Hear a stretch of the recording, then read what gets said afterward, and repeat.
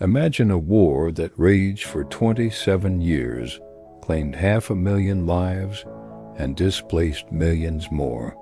A war fueled by diamonds, oil, and the clash of global superpowers. Yet for most of the world, it was a conflict fought in the shadows, almost entirely ignored. This is the story of the Angolan Civil War, the longest war you've probably never heard of. For nearly 5 centuries, Angola was a jewel in the Portuguese colonial empire. But by the 1960s, the winds of change were blowing across Africa. 3 main groups emerged, all fighting for independence. The Marxist-backed MPLA, the anti-communist UNITA, and the U-supported FNLA. The stage was set for a showdown. Then, in 1974, a revolution in Portugal toppled its dictatorship. Lisbon decided to rapidly decolonize, leaving a massive power vacuum in Angola. On November 11, 1975, as Portuguese flags were lowered for the last time, the MPLA declared Angola's independence in the capital, Luanda. But this wasn't a celebration of unity. It was the starting gun for a civil war. Almost immediately, the 3 factions turned their guns on each other.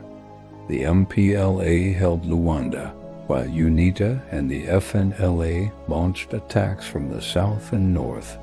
The dream of a free Angola was instantly swallowed by conflict. This wasn't just a local power struggle.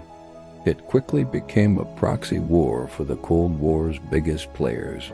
The MPLA government, being Marxist, received a flood of support from the Soviet Union and, crucially, tens of thousands of Cuban troops. On the other side, UNITA and the FNLA were armed and funded by the United States.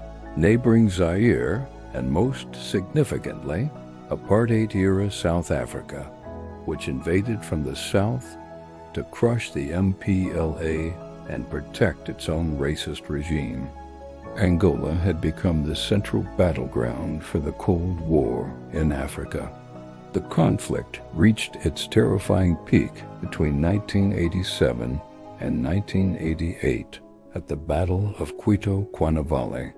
Often called Africa's Stalingrad, this was one of the largest and most ferocious battles in the continent's modern history.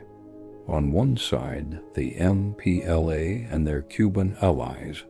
On the other, UNITA and the powerful South African army. The fighting was brutal, a meat grinder of tanks, artillery, and soldiers in the African bush. While it ended in a tactical stalemate, it was a massive strategic victory for the Angolan-Cuban forces. The myth of South African military invincibility was shattered. The battle forced them to the negotiating table, leading not only to their withdrawal from Angola but also to Namibia's independence, and eventually the beginning of the end for apartheid. So how did this war last for so long? The answer lies buried in Angola's soil, oil and diamonds.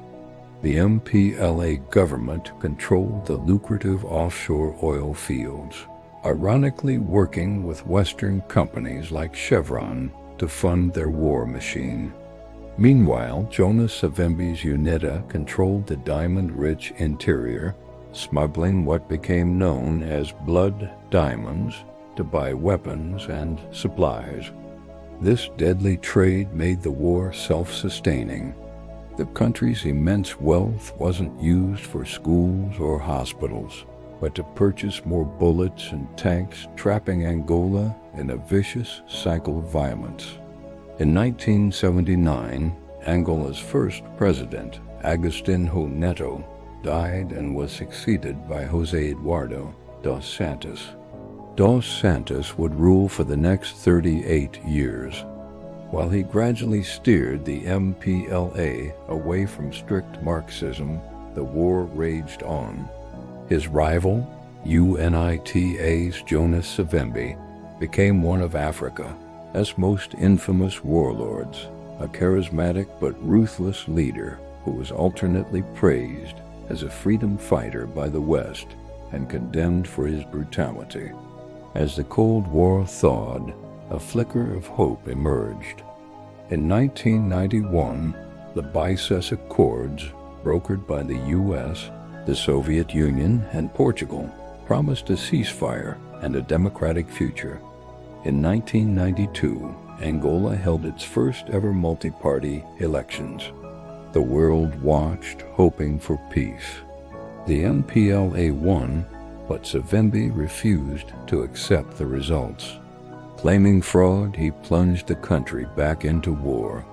What followed was one of the conflict's most devastating chapters, known as the War of the Cities, where fighting consumed urban centers and civilian casualties soared.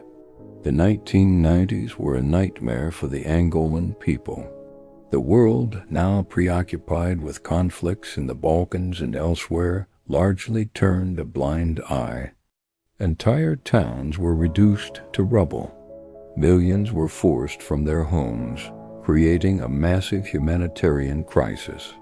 Both sides committed horrific atrocities, using child soldiers and terrorizing civilians. Famine swept through the countryside, a man-made disaster, and peacekeeping missions came and went, powerless to stop the bloodshed. Over 500,000 people were dead, 4 million were displaced, yet the war remained a footnote in global news. Then, on February 22, 2002, everything changed. After years of being hunted, Jonas Savimbi was ambushed and killed by Angolan government troops in a remote part of the country. Without its charismatic and unyielding leader, UNITA's will to fight collapsed. Within weeks, a ceasefire was signed.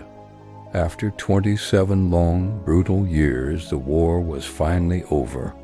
But peace did not mean prosperity. Angola was left shattered. It became one of the most heavily landmined countries on Earth, with millions of unexploded devices littering its fields and villages, a deadly legacy for generations to come. Despite its vast oil wealth, the majority of Angolans remained trapped in extreme poverty, while a small elite grew fabulously rich. The war had reshaped southern Africa, helping to bring down apartheid, but at an unimaginable cost. Ultimately, the Angolan Civil War is a story of immense human suffering. Over 500,000 dead, 1 million people left permanently disabled, 4 million driven from their homes, an entire generation that knew nothing but refugee camps, hunger, and the sound of gunfire. It stands as a tragic monument to the Cold War's devastating impact on the developing world, and a stark reminder of how the world can choose to look away while a nation burns. Thank you so much for watching. If you found this story important, please consider liking this video and subscribing to our channel for more deep dives into the history that shaped our world. See you next time.